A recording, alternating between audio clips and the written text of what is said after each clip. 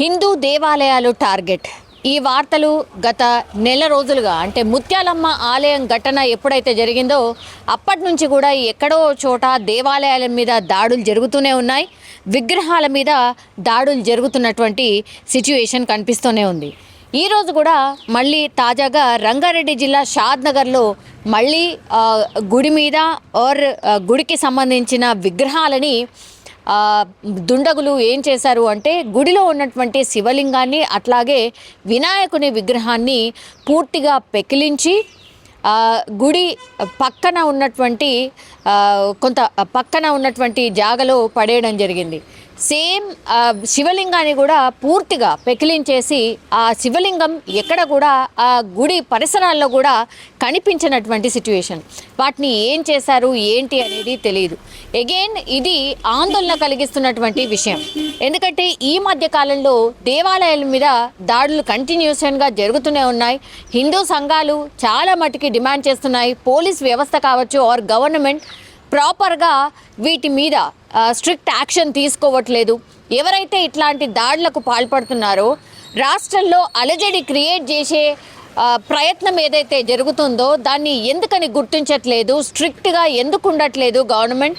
ఒకవేళ ముత్యాలమ్మ ఇన్సిడెంట్లో ఎవరైతే నిందితుడు దొరికాడో అలాగే మిగతా ఏవైతే దేవాలయాల మీద దాడి జరిగినప్పుడు ఆ నిందితులు డెఫినెట్లీ పట్టుకునే ప్రయత్నం అంత సీరియస్గా చేయట్లేదు అనేటువంటిది కూడా ఒక వాదన వినిపిస్తోంది.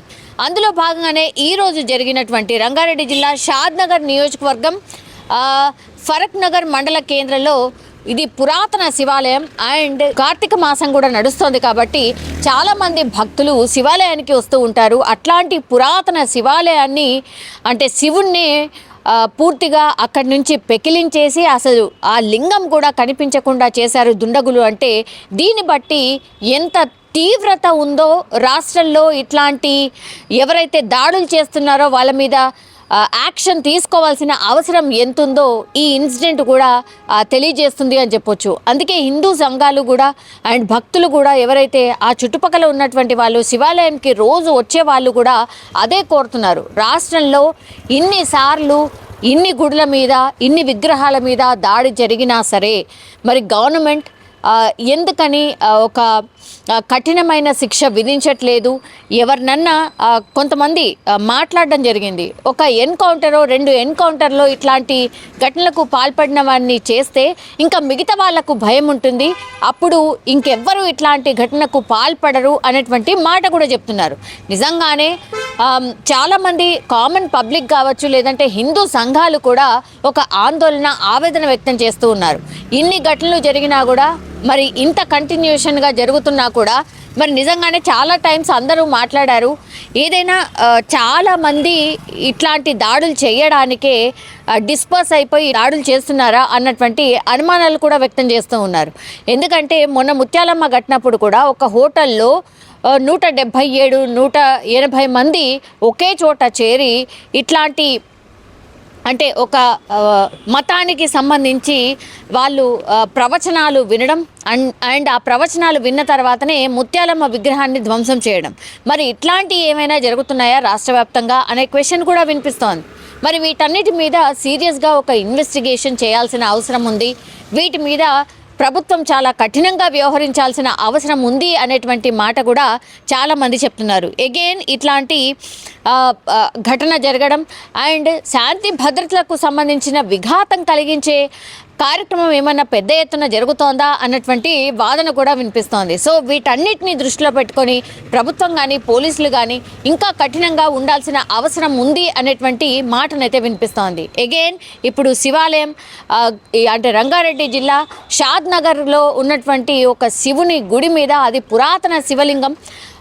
ఆ శివుని లింగాన్ని కూడా మాయం చేసేసారు. అంటే పెకిలించి ధ్వంసం చేయడం అట్లాంటివి మనం ఇంతకుముందు కూడా చూసాం. అట్లాంటిది ఈ పర్టికులర్ టెంపుల్లో మాత్రం శివలింగాన్ని పెకిలించడం కాదు, శివలింగాన్ని కనిపించకుండా చేసేశారు దుండగులు.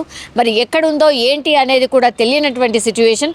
కానీ వినాయకుడి విగ్రహాన్ని మాత్రం అక్కడే పక్కకు పడేసి వెళ్ళిపోయారు. సో ఇది ఆందోళన కలిగిస్తున్నటువంటి అంశం. దీని మీద డెఫినెట్లీ అందరూ స్పందించాల్సిన అవసరం ఉంది అనేటువంటి మాట కూడా వినిపిస్తోంది. ఈరోజు ఫరూక్ నగర్ పట్టణంలో ఉన్నటువంటి అతి పురాతనమైనటువంటి బసవన్న దేవాలయంలో గుర్తు తెలియని వ్యక్తులు ఎవరో వచ్చి పురాతనమైనటువంటి శివలింగాన్ని ఎవరో గుర్తు తెలియని వ్యక్తులు తీసుకెళ్లారు. ఉదయం మా చిన్నాన్న గారు అయినటువంటి రుమాండ్ల చంద్రశేఖర్ గారు వచ్చి పూజ చేయడానికి వస్తే ఆ శివలింగం ఇక్కడ లేదు. వచ్చి పక్కన గుళ్ళో ఉన్నటువంటి నాకు దగ్గరకు వచ్చి ఇన్ఫర్మేషన్ ఇవ్వడం జరిగింది. చూస్తే అందరం అక్కడ ఇక్కడ మొత్తం వెతికి చూస్తే శివలింగం కనపడలేదు. గణపతి మాత్రం ఒక సైడ్కు ఒక దగ్గర పడి ఉంటే ఆ గణపతిని తెచ్చి ముందల పెట్టి ఉదయం పూజ చేసి వెళ్ళాము. తర్వాత పోలీస్ వాళ్ళకు ఇన్ఫర్మేషన్ ఇవ్వడం జరిగింది. వారందరూ వచ్చి చూసి గణపతిని వెతకడం జరుగుతుంది. గణపతి మాత్రం ఉంది, శివలింగం మాత్రం లేదు. దాని మీద గుర్తు తెలియని వ్యక్తులు ఎవరైతే ఇట్లాంటి చర్యలకు పాల్పడ్డారో మరొకసారి ఇలాంటి